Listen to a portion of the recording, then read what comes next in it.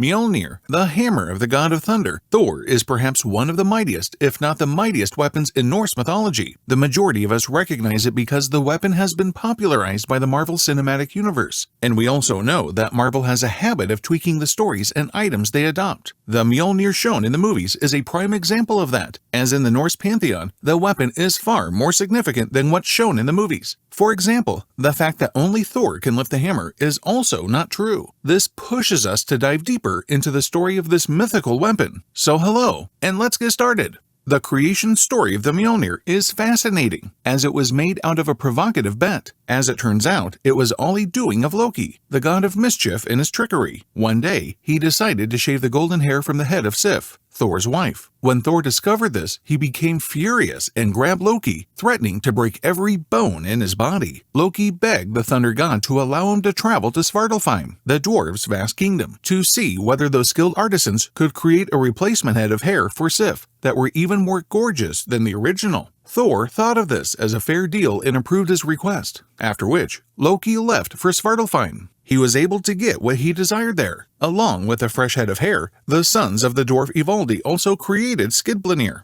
the best of all ships that can be folded up and stowed in one's pocket, and Gungnir, the most lethal of all spears. But Loki, being the kind of god he is, was overtaken by a desire to stay in the dwarven caves and indulge in a greater recklessness after completing his duty. He went to the brothers Brokkr and Sindri and teased them, stating he was certain they would never be able to forge 3 new items that could compare to those the sons of Ivaldi had fashioned. He even placed his head as a wager on their incompetence, and things got excited when Brokkr and Sindri agreed to the bet. When the artistic brothers worked hard to fulfill the bet, the god of mischief kept meddling. He once transformed into a fly and stung Sindri's hand. But that didn't stop the brothers from completing their tasks. The dwarves' first invitation was a live boar with golden hair which they forged out of the fire. The horse named Gullinbursti was faster than any horse, even across the water in the air. Then, while Brokkr operated the bellows, Sindri added another piece of gold to the flames. The fly bit Brokkr on his neck and Sindri pulled a gorgeous ring, Draupnir, from her jewelry box. The special thing about this ring was that every 9th night, 8 new golden rings of equal weight would fall out of the original one. And then was the time for the most precious of the 3. While placing the iron in the fire, Sindri instructed Brokkr to be particularly careful with their work because any mistakes would be more costly than with the previous 2 projects. And Loki kept bugging them as Brokkr's eyelid was stung by him right away. The blood covered his eye, preventing him from seeing his work clearly. Eventually, Sindri built a hammer of unmatched excellence, which never missed its target and would bounce back to its owner after being hurled. But it had just one flaw. The handle was too short. Sindri worried that this had almost ruined the piece, which was called the Mjolnir. But at the end, everyone was convinced that the hammer was worthy enough. So Sindri and Brokkr nonetheless traveled to Asgard to collect their compensation because they were confident in the immense value of their 3 creations.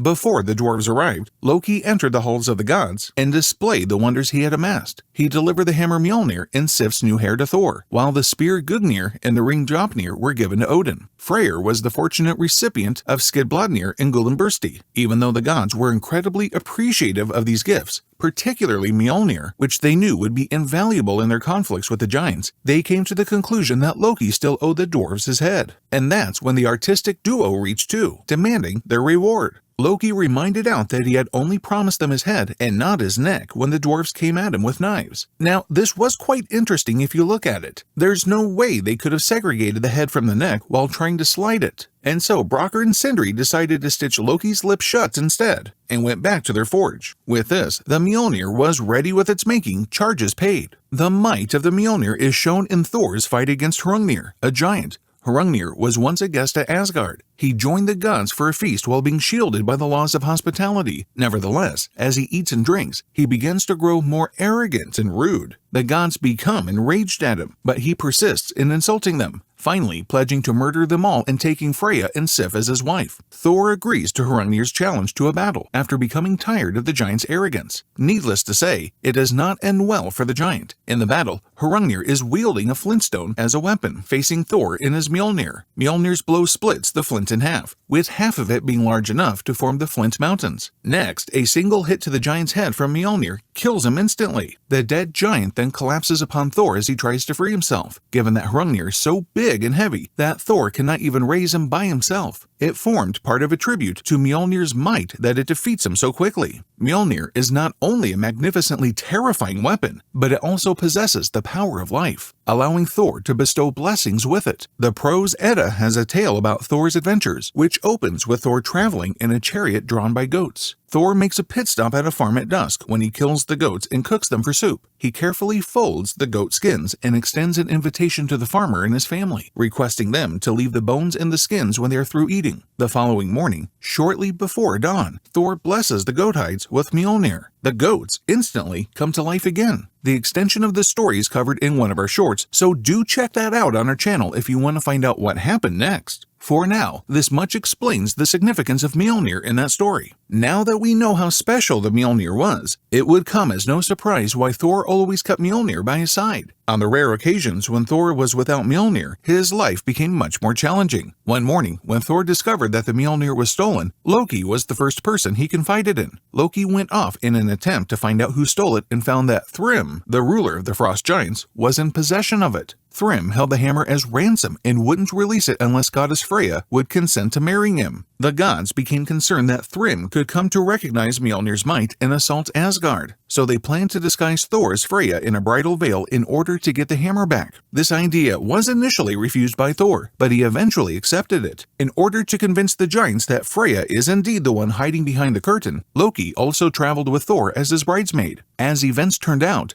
Thrym decided to bring Mjolnir to bless the marriage and show it off to the visitors. And even more ironically, in order to make his vows, he placed it on his bride's knee. And that was all ladylike Thor needed. Holding Mjolnir, Thor was better able to fight against the giants, and he proceeded to slaughter them for all their insults, after which he returned to Asgard with his beloved weapon. So these were some of the most interesting stories around Mjolnir. If you know any other one that should have been covered, comment it down below so we can get better with our content for you. We'll see you next time around. Until then, stay mythically mad.